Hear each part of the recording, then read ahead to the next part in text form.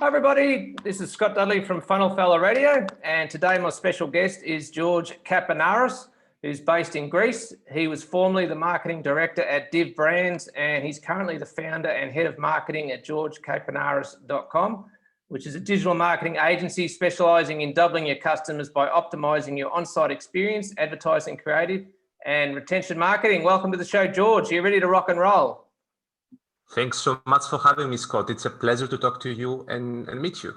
How are you? How's it going? Absolutely, you're welcome. First of all, I have to apologise for butchering your surname or your last name. I know I got don't that. worry. I mean, having worked with people all over the world, I'm now used to it, right? Everybody butchers it, so it's fine. Don't worry. All right, excellent. All right, well, on that note, then let's get stuck into it and start off with your background and how you first got into CRO and marketing in general. So it's actually interesting because I did not start my career in conversion-focused marketing. My first job was actually in content marketing, so more on the inbound side for a company called Smarter Chains, which is a tech startup founded by ex-Procter & Gamble leaders. So I had like an entirely different start. Then what happened was that I did a copywriting contract on the side for an e-commerce company called Div Brands. And what do you know, the campaign we did went really, really well. So it made, I think, close to 800,000 in gross sales or something, like something really, really, really huge. And naturally what happened was that I was offered a full-time role at Div Brands. So I did that, and the rest is history, as they say, because the company grew really, really fast. We grew the company to over 100 employees and contractors in less than 3 years. Nice. I was, I think, the third contractor, or like I was there from the start is what I'm trying to say. And I moved up the ranks. So I became the lead copywriter, then became the marketing manager, and then eventually became the marketing director. So at the peak of my role, I was directly responsible for managing the offer creation, the creatives, the conversion optimization for multiple e-commerce stores in multiple countries, because Div has multiple stores in multiple countries. And I was also responsible for ensuring that new launches, meaning new stores, new products were getting pushed out. So I was in total, I think, involved in over 200 product launches. Now, if all that sounds hectic, that's because it is. But I was always, hungry to learn, and I have the kind of brain that jumps from one topic to another. So I think I'm good at juggling multiple things at the same time. So for me, that experience was perfect. But I reached a point, maybe you felt, I'm sure many people feel the same in our space, that you kind of want to start something you own. Yeah. Understand. So I left a few months ago. I decided to leave Div Brands, and hence I started georgekapernaros.com. And as of now, like, I have a small team of contractor VAs and so forth, and a fairly extensive network of partners. And I'm consulting mostly for health companies and apparel companies in the e-commerce space. I've done some other stuff as well, like for digital product owners, info product owners. Okay. But it's mostly physical products, and I'm lucky to have the luxury of still trying things out instead of having settled on where exactly I want to go. So I'm still figuring things out, but I do intend to grow the company bigger and go for bigger accounts and bigger clients and bigger projects. All right. Sorry, No, I sounds told great. you I'd do that. No problem. All right. So we'll sort of fast forward to where you're at the moment with your new agency. So who's the main target audience, and what are the specific services that you're providing? So I kind of don't like the term target audience. I don't target people. I try to serve them in a way. As I said, it's mostly e-commerce companies mostly apparel-based e-commerce companies and supplement companies. Okay. And we are helping with three main things. First of all, on-site content creation and optimization from a conversion perspective, which I mean, obviously includes things like research and analysis, and wireframing, and for some clients, even testing, like if they have the traffic to be able to run tests. Then the second part is the advertising creative, both the creation and the optimization, and specifically for Facebook and YouTube. So we audit what's already there and provide recommendations. And that's a more expensive option. We can also create the content from scratch, short form videos, longer form videos, advertorials, what have you, the full package. As I said, I have a fairly extensive and heavily vetted, I should say, partner network. So there's also the filmmaking and photography capability inside. And then lastly, there's the retention marketing part, which, the goal is to get repeat sales, essentially, from the customers you have. So that includes segmentation, that includes creating new campaigns for each segment, and so forth. Lastly, I personally sometimes still do copywriting specific projects for some time, but it has to be something that's kind of, exciting to me in a way. Like I don't, what's the word I'm looking? I don't take everything in a way because I try to stick to things that interest me. So related to health, related to education, those are kind of my personal passions. Okay. So did I answer the question? Yeah, absolutely. Yeah. So on your website, you mentioned the Warp Speed Growth 4-week plan. Sort of without going over what you just mentioned, how does that sort of work? Obviously you don't want to give away all your top secrets, but what's the 4-week plan? So it's a super condensed cycle that helps a company grow more profitable, essentially. And like the high level overview is that it includes, of course, an audit. It includes research, content creation, and process optimization. And do you want me to walk you through each step? Like I can give you the. Let's go through each step. Yeah. So the first step is understanding the audience and grouping them into buckets or segments, I guess. Whether that's pre-purchase or post-purchase. So for that, we use data. This means we'll go into Google Analytics. We may set up service or review existing survey results. So forth. Then the second step is, of course, to audit what's already there, what the client already has. So how the sales pages are structured, how the offers are structured, whether the ad content is performing and how it is performing, whether they have back-end stuff, if any, what the automations look like, and so forth. The third step is to create new content. So we optimize what's already there or even replace some of what's already there and specifically tailored to this new understanding of who the customer is.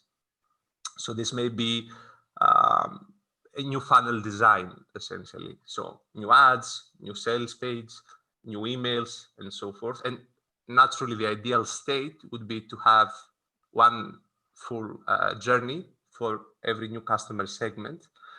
And when that's done, scaling becomes easier, hence the Warp Speed growth part. Because the offers work better, the ads scale well, they don't have compliance issues. I know a lot about compliance. And then there's also the well-oiled back end that keeps monetizing new customers as they come in. Now, a full proper cycle of this process can take as little as 4 weeks. That's what I'm saying. But depending on the complexity of the company, this may not be feasible, right? It may take a little bit longer.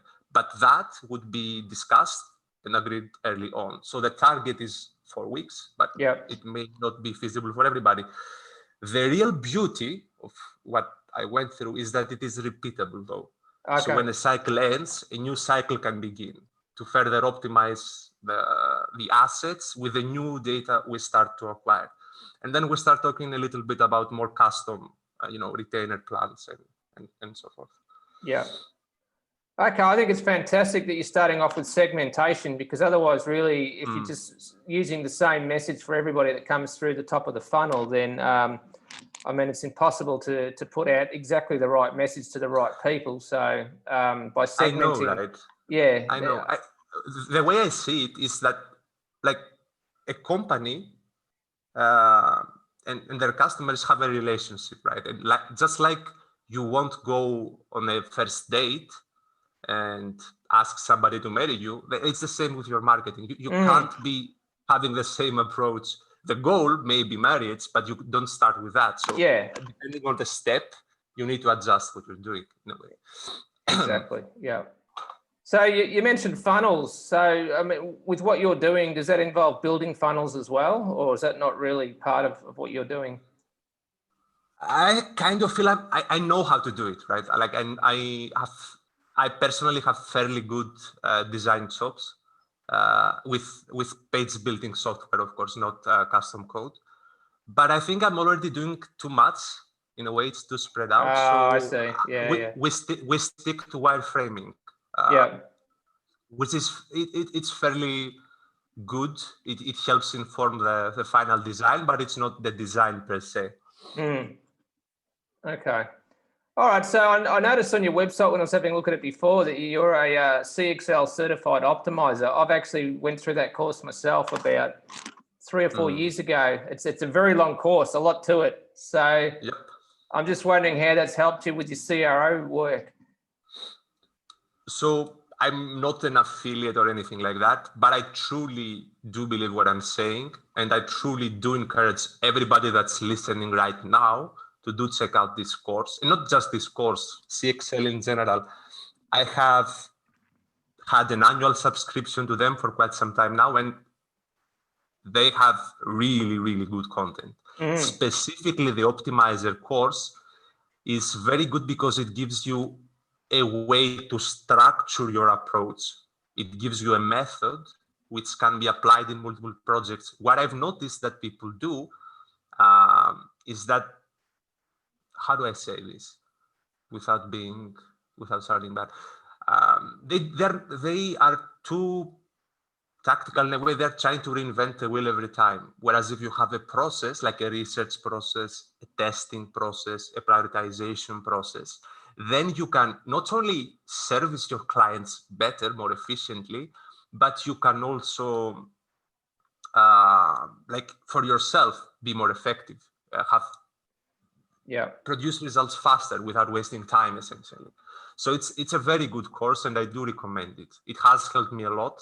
I did it some time ago. I was still in Div, so it did help me even on the client side. As I said, I was responsible at my peak for a lot of things, and that understanding of how conversion rate optimization works when done on a professional level, I should say, really, really added a lot of value there as well. Yeah, I'd have to agree with that. I found it to be a fantastic course as well, very comprehensive, and I learned a ton from doing that. So yeah, I completely agree with you. All right, so without actually naming the client, tell us about one of your most successful client experiences and why you believe it performed so well. Yep, I'm glad you said not naming, because NDAs are an interesting thing. Yeah. I'll try to be abstract, but I'll also try to be specific and useful for your listeners. One of the biggest successes I've had was with an apparel brand that was targeting plus-sized women. Okay. So there's already an interesting element here. Plus-sized women, meaning a fairly underserved consumer in many ways, at least when it comes to apparel. So the offer did really well above 7 figures. Oh, nice. The structure was fairly simple. So it was Facebook, Google, and YouTube campaigns. Okay. On the pre-purchase end, we set up engagement-based retargeting, meaning there were the cold prospecting ads, and then progressively warmer retargeting layers based on how people interact with the ads, all the way to retargeting unfinished checkouts. So people that were ready to buy, credit card out, but somehow didn't, they would get a specific ad for them. On the post purchase end, there was some nice monetization, I guess, by selling additional related products. The model I personally like to use is called RFM, recency, frequency, monetary value. That's an old one. Yep, but I mean, it still applies, right? Oh, like yes, absolutely, yeah. So, and what is also interesting and what I'd like to say is that I think many people don't realize that just like you can build an email list, you can also build a data list in a way. So you can retarget people who bought one product with ads for a new product of a new different store. That's also something I want to get across. But anyway, going back to your questions, the reason why that offer was successful, and I'm probably not doing myself a good service now. I don't think it was actually because of our great marketing. I think great marketing is important, but to reach really high levels of scale, 7 figures, 8 figures, and whatever beyond, you need to have a very strong market fit, a good product, and a very good offer. That's my take. And when it comes to the physical product space, I think what you need is a product that's fulfilling an unfulfilled but real need for a big audience in a new, different, or better way than what they've been used to so far. And that's very hard to figure out, actually. So it's not very easy to find one of these products. So it also helps. I think Russell Brunson mentions that it's ideally very rational about it, and that also helps. Yeah, that's true. But anyway, what I'm trying to say is that it's very much offer and product dependent as well. We marketers like to hype ourselves up and say we did this and that, and it was all because of us, but it's not always like that, I think. Yeah, and the same on the reverse side too. If something bombs, then it's not necessarily the marketer's fault. It's just that the list doesn't match the offer. Yeah. Absolutely. And that's something like people need to realize, because it's a combination of things, right? It's the product, it's the list, or the targeting. Then it's the creative. Like there's a lot of components. So the point is to bring those components together in a way that works instead of point fingers, And I mean, that takes a certain level of, I guess, intellectual honesty. I don't know. Okay. All right. So just to change the subject a little bit, what are your favorite online tools and platforms that you use to run your business? So, nothing groundbreaking, I don't think. We use Slack, WhatsApp, and Calendly for communication and meetings. Asana and Google Drive for project management. So I'm very seriously thinking of switching to Monday.com. I think it's a little bit better than Asana, I think. Miro is amazing for wireframing and designing page mockups for clients. I used to like Balsamic for mockups, but I think Miro is, in my opinion at least, strictly better. It's easy to use. Yeah. It's very easy to use. Like, I don't know, it seems just better in a way. Clavio is another big one. If you are listening now and you are in e-commerce and like you want to do email marketing, I strongly recommend that you use Clavio. Reach out to me and I'll tell you all the reasons why you should. Hotjar and Google Optimize are good options when it comes to running tests and having the heat maps on the page and so forth. And there's another tool I want to check. Microsoft released it recently. It's called Clarity. which also has session recordings, and it's free. So that's something I definitely want to check out. Internally, the website is built on WordPress through Elementor Pro. And I use ActiveCampaign for my own email marketing. Because I don't know, it's very easy to do a lot of custom things. Phrase.io, Answer the Public, BuzzSumo, and Ahrefs. I use all those things for researching stuff. Phrase.io is fairly new. I encourage people to check it. It really speeds up content research for whatever topic you are researching. I think I covered everything. Yeah, that's a pretty comprehensive list.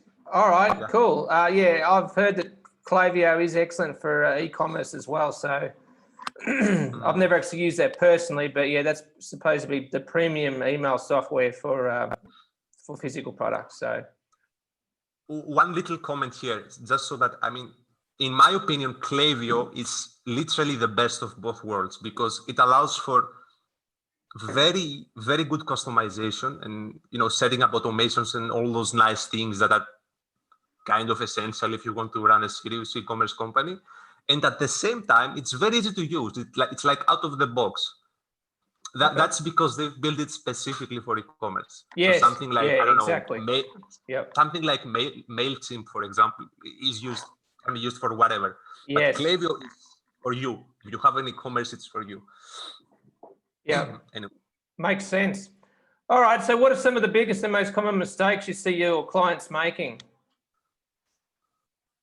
Yeah, that's a tricky one. I won't talk about my clients specifically, but I will say mistakes I see in general, if that's okay. Yeah, that's fine. Yeah, go for it. Yeah. So the first one, which I think is really interesting, and I don't think people realize it so often, is that people are not adding products to their e-commerce shop, to their catalog, with the intention of getting repeat purchases. For me, that's crazy, but it happens. Yeah. Ideally, you know, all products should be linked. So when someone buys one product, there should be an opportunity to sell them another product, not in a forceful or, you know, spammy way. Yeah. Buy, but because it makes sense. Yes. Because you elected products that work together, you know. Because they need it. Yeah. Yeah. So the goal is to build a spider web of products. That's what I call it. But instead, what I see people do is that they sometimes have these independent islands of products. So that's a huge mistake, in my opinion. And with the danger of going on in a little bit of tangent, I'll risk that. The problem is that e-commerce companies are not really super profitable on the front end sale because advertising costs are high, right? Yes, so yes. if you want to increase the bottom line, which I guess, unless you're trying to sell the company is what you're after, you need to build the back end. Yes. You need to have the products to resell to your customers. So it's completely the opposite of what they should be doing in many cases. And ideally recurring products as well, because that's how you really increase the revenue. Absolutely. So, I mean, that's sometimes hard to do. It absolutely is a good option. Yeah. The second mistake I see is not mistake. This is more of a trait, I should say. People are sometimes very resistant at trying new things, right?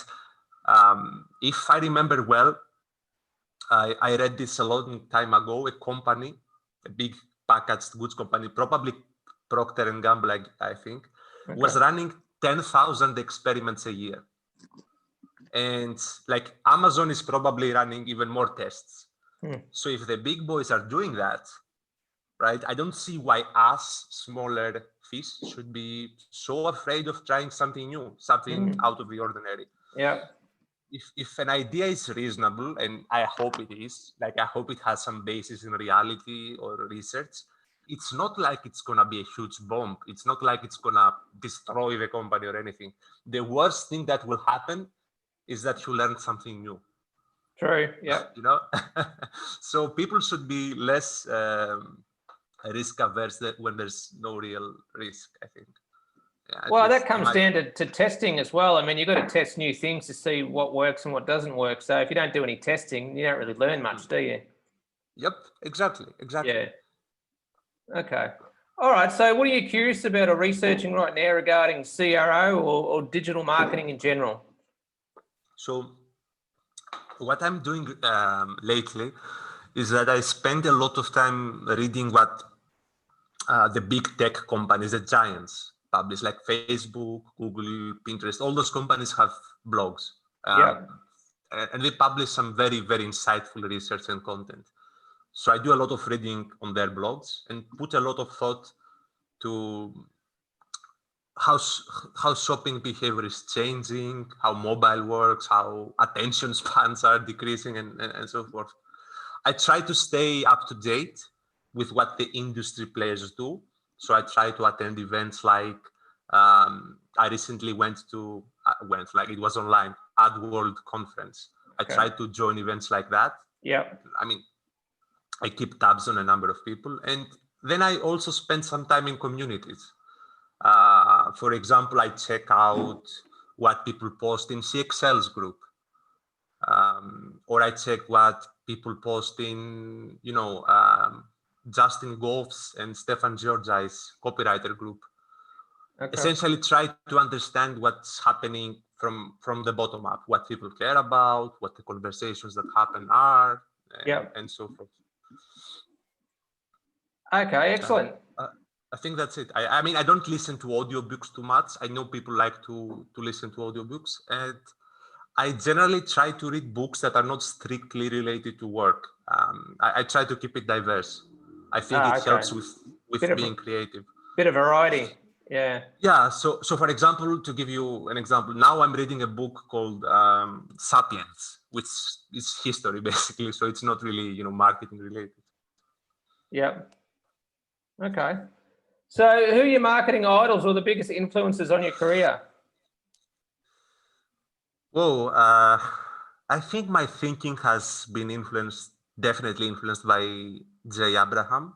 Oh, yeah.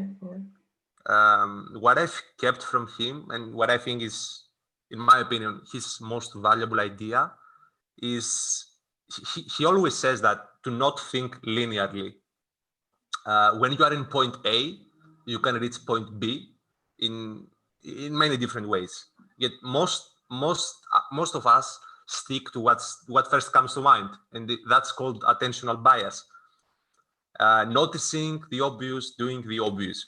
But the reality is there's no one way of doing things, and some ways are more rewarding than others, right? They're there, we just don't see them. So that's kind of the core thinking insight I got out of him. In practice, when it comes to like being good at hands-on nitty-gritty marketing, I think I've learned a lot from CXL. So Pep Laya, who owns CXL, would be one. Yeah. And the biggest influences I had, those are kind of my celebrity influences, but the actual big influences were definitely the owners of Div Brands, Jonathan Esliman and Lorenzo Maciel, people I've worked very closely with over the last few years. Both are extremely smart individuals, genius, each of them a genius in their own way. And I learned a ton from them, like for sure. Yeah, I read one of Jay Abraham's books. What is it? Getting the most out of all you've got. And yeah, that's fascinating. He's got some really interesting philosophies. You know what's crazy to me about Jay Abraham? That a lot of the stuff he says today, it's common knowledge in a way, but he was saying that like 50 years ago, Yeah, a long time ago, yeah. That's the crazy part. And yeah, but what he talks about is still relevant today, even though things have changed so much from when he first started. It is. Fascinating. All right, so just to wrap up, where can people go to find out more about your services and or your products? Yep. So you can apply to be a client at georgekapernaros.com. on any of the forms I have a lot of forms on the website, and you will receive a reply within the day, whether it's a good fit or not. People can find me on LinkedIn or Facebook. Just search for my name, George Kapernaros.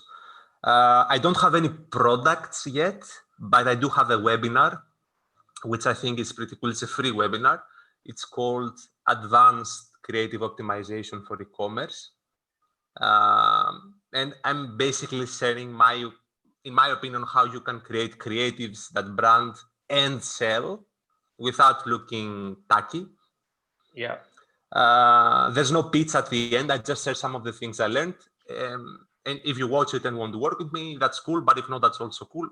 Anyway, you can find it at the resources section of my website. So feel free to check it out. And generally, if somebody's listening and wants to reach out, feel free. I talk to everybody. I'm not a snob. Excellent. So that's it. All right, so we'll put links on the show notes to your website, but it might be a good idea to spell out your last name as well, just for people that are listening, so that they know exactly where to go. How do you spell your last name? So it's George, Kapernaros,